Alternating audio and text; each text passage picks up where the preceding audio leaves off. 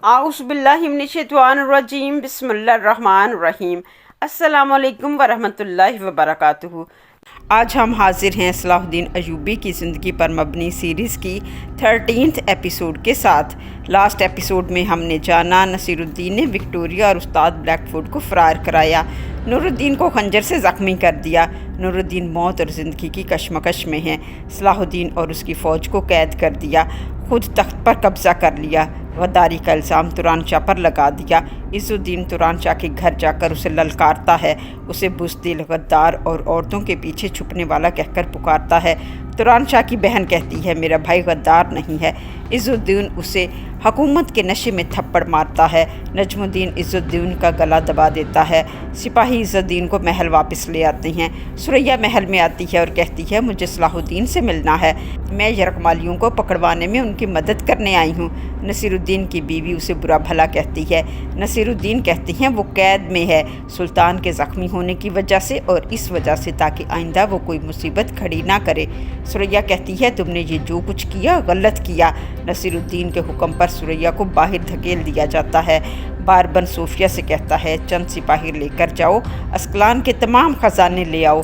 Sophia कहती है लेकिन सलाहुद्दीन की धमकी। बारबन कहता है सलाहुद्दीन कैद में है, अब वो कुछ नहीं कर सकता। सुल्तान नूरुद्दीन भी मर चुका होगा। नसीरुद्दीन का कासद बारबन के पास आता है और कहता है नसीरुद्दीन ने आपको समझौते के लिए दमिश्क बुलाया है। सूफिया सब कुछ समझ आती है। उधर महल में तबीब बताते हैं नूरुद्दीन का ज़ख्म बहुत गहरा है, हमने पूरी कोशिश कर दी मगर कोई बेहतरी नहीं आई, सुल्तान होश में नहीं आ रहे। अमीर रेहानी कहता है नसीरुद्दीन तख्त खाली नहीं छोड़ा जा सकता। नसीरुद्दीन दरबार लगाने का हुक्म देता है। उसकी बीवी उसे मुबारकबाद देती है। नसीरुद्दीन को याद आता है जब मुल्ला उमर ने खबर दी थी अमादुद्दीन अपने मुहाफिज के हाथों ज़ख्मी होकर फौत हो गई हैं। मौत से कुछ लम्हे पहले उन्होंने अपना ताजो तख्त एक बेटे के नाम किया है और वो है नूरुद्दीन। मुल्ला उमर कहते हैं नूरुद्दीन उनकी ख्वाहिश थी कि मैं आपको उनके तख्त पर बिठाऊं और ये अंगूठी आपके लिए है, खा कुछ भी हो जाए आप उनके ख्वाब की ताबीर तलाश करेंगे।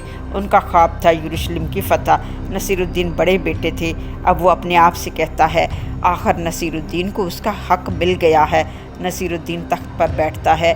शेरकू और वज़ीर आज़म कबूल नहीं करते और कहते हैं सुल्तान ज़िंदा हैं, आप तख्त नहीं संभाल सकते।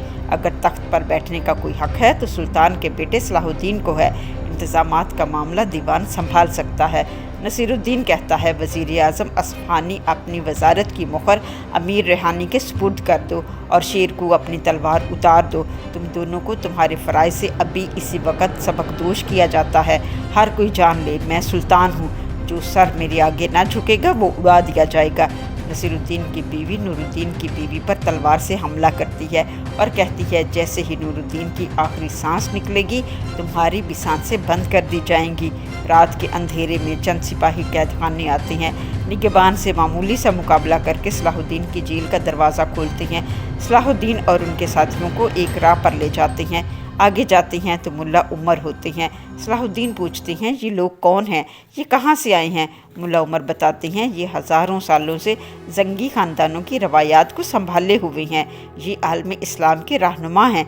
सलाहुद्दीन कहते हैं मैंने सारी ज़िंदगी जुल्म के ख़िलाफ़ जहाद में गुजारी है, या गाजी या शहीद, और मैदान जंग में कूद पड़ा हूँ। मैं तो उस रास्ते का मुसाफिर हूँ। अगर मुझे कोई ऐसा मौका मिल रहा है तो इसको मैं अपनी खुशकिस्मती समझूँगा। मुल्ला कहते हैं तकदीर तुमसे चाहती है कि तुम आलम इस्लाम को मुतहिद करो, जिसकी मंजिल यरूशलेम है। हम तुम्हें रोशनी दिखा रहे हैं। अल्लाह तुम्हारे साथ है और हम सब भी तुम्हारे साथ हैं। अब तुम जाओ, मकसद तुम्हारा इंतज़ार कर रहा है। उधर महल में बारबन और नसीरुद्दीन समझौता करते हैं। नसीरुद्दीन कहते हैं ना तो हम आप पर हमला करेंगे, ना विक्टोरिया और ब्लैकफुट के रास्ते में आएंगे, बस आप हाजियों के रास्ते खाली कर दें। बारबन कहता है क्या तुम बाइख्तियार हो यह फ़ैसला करने के। नसीरुद्दीन कहता है मैं नायब सुल्तान हूँ और मोहर दिखाता है और समझौते पर मोहर लगा देता है। और रहा सलाहुद्दीन का मामला तो या तो वो वफ़ादारी का अहद करेगा या ज़ंदान में मर जाएगा।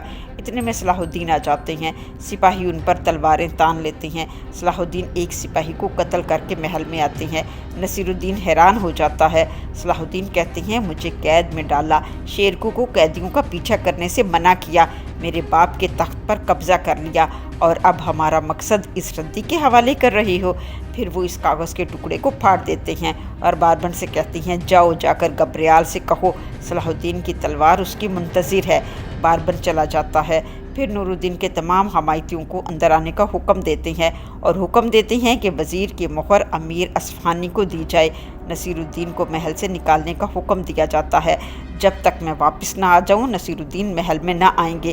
جس نے میرے حکم کو توڑا وہ میری تلوار کا مزہ چکھے گا اور شیرکو اپنے عہدے کو سنبھالیے، میں وکٹوریہ اور بلیک فورٹ کے پیچھے جاؤں گا۔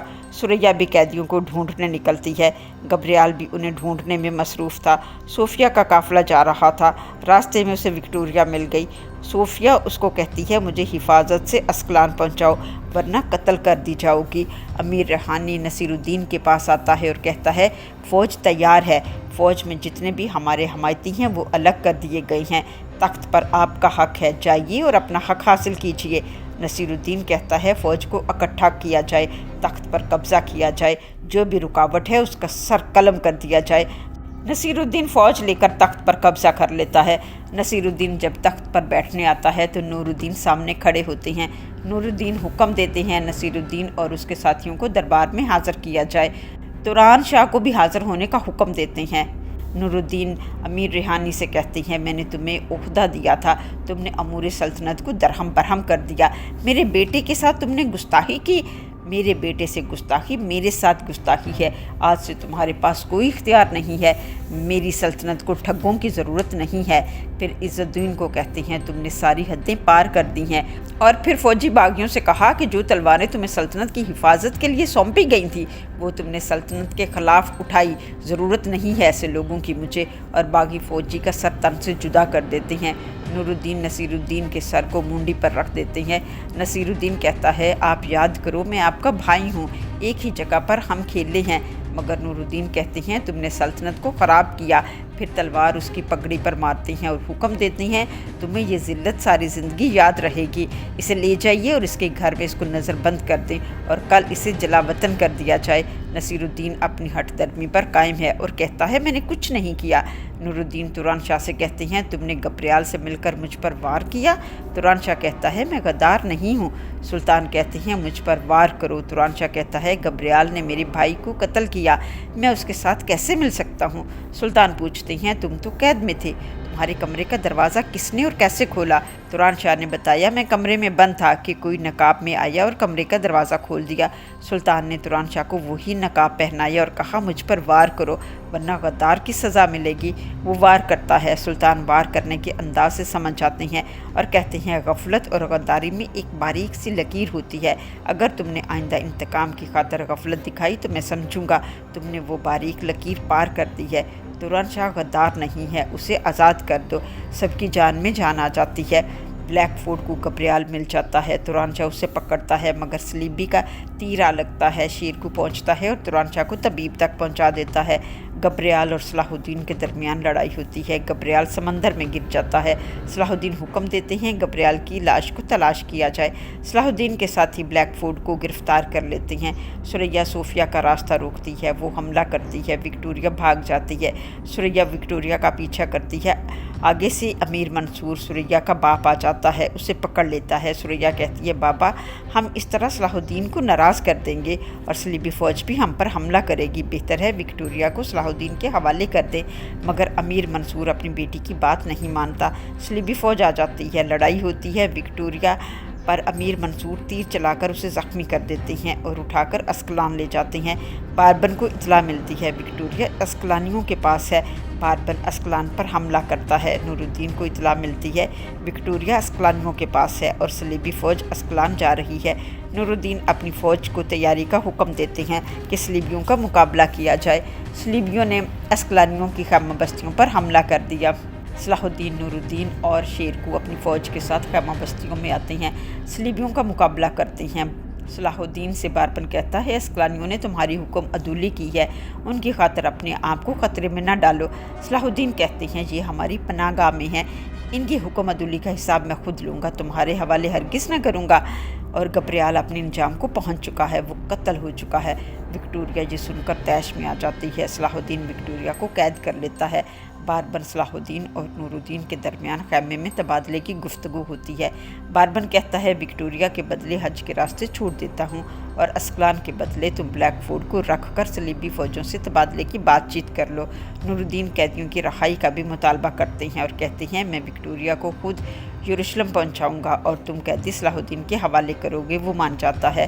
گبریال کا بھائی گریگل صلاح الدین کے قریبی ساتھی احمد اور ابراہیم کو قید کر لیتا ہے اور اسکلان میں جا کر گبریال کے کئی سپاہیوں کو موت کی گھاٹ اتار دیتا ہے اور صوفیہ کو حکم دیتا ہے کہ آج سے تم باربن کی نہیں میری وفادار بن کر رہو گی۔ نور الدین صلاح الدین کو تمام حالات سے آگاہ کرتے ہیں اور بتاتے ہیں توران شاہ غدار نہیں ہے، اسے آزاد کر دیا گیا ہے، اب ہم تمام مسلم لیڈر کو اتحاد کے لیے بلائیں گے، بوربو کو بھی۔ نور الدین کہتے ہیں صلاح الدین اور امیر منصور قیدیوں کو لینے جائیں گے اور میں وکٹوریہ کو لے کر یروشلم جاؤں گا۔ آج کے لیے بس اتنا ہی۔ نیکسٹ ویڈیو میں ہم جانیں گے گبریال کی جگہ اس کے بھائی نے لے لی ہے۔ اس کا بھائی ایک ظالم انسان تھا، کیا وہ قیدی واپس کرے گا یا صلاح الدین کو نقصان پہنچائے گا؟ اور یہ بورو کون ہے؟ یہ سب جاننے کے لیے ہمارے ساتھ جڑے رہیے، چینل کو سبسکرائب، ویڈیو کو لائک اور شیئر کریں۔ ملتے ہیں نیکسٹ ویڈیو میں، تب تک کے لیے اللہ حافظ، اسٹے بلیسڈ۔